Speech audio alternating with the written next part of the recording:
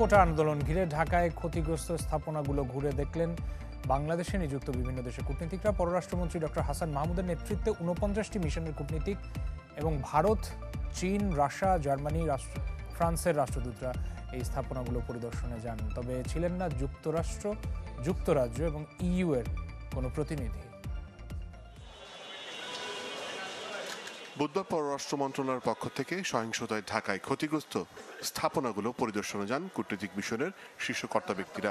এতে যোগ দেন ২৩ দেশের রাষ্ট্রদূত এবং ৪৯টি মিশনের কূটনীতিক সহ চীন, ভারত, রাশিয়া ও জার্মানির রাষ্ট্রদূতরা। তবে ধ্বংসযজ্ঞ দেখতে যাননি যুক্তরাষ্ট্র, যুক্তরাজ্য, ইইউ এর কর্তা ব্যক্তিরা। ঘুরে দেখেন মিরপুরের মেট্রো রেল স্টেশন, বিটিভি সহ ক্ষতিগ্রস্ত বেশ কয়েকটি স্থাপনা। পরে পররাষ্ট্রমন্ত্রী ব্রিফ করেন সাংবাদিকদের। বলেন, ধ্বংসযজ্ঞ দেখে হতবাক বিদেশিরা। বিভিন্ন দেশে বিএনপি সমর্থকরা পাকিস্তানিদের সহায়তা নিয়ে বিক্ষোভ করছে বলেও অভিযোগ করেন পররাষ্ট্রমন্ত্রী।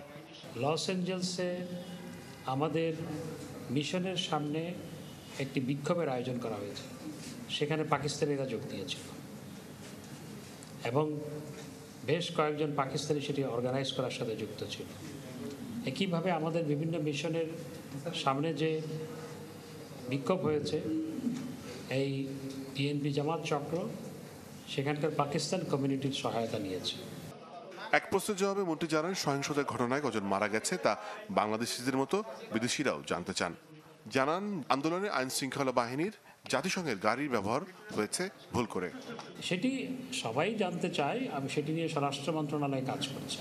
জাতিসংঘের কোনো ভেহিকেল ব্যবহার হচ্ছে না। আই মেক ইট ক্লিয়ার, এগুলো জাতিসংঘ শান্তি মিশনে ভাড়া দেওয়া হয়েছিল, লোগোটা মোছা হয়নি ভুলে, তো সেই লোগোগুলো মুছে দেওয়া হয়েছে এখন। বাংলাদেশ থেকে আর আরব আমিরাতে শ্রমিক না নেওয়ার খবরটি সঠিক নয় বলেও জানান ডক্টর হাসান মাহমুদ। আমরা গণমাধ্যমে দেখেছি একটি সংবাদ যে আরব আমিরাত আমাদের দেশ থেকে শ্রমিক নেওয়া বন্ধ ঘোষণা করেছে। This is absolutely bogus.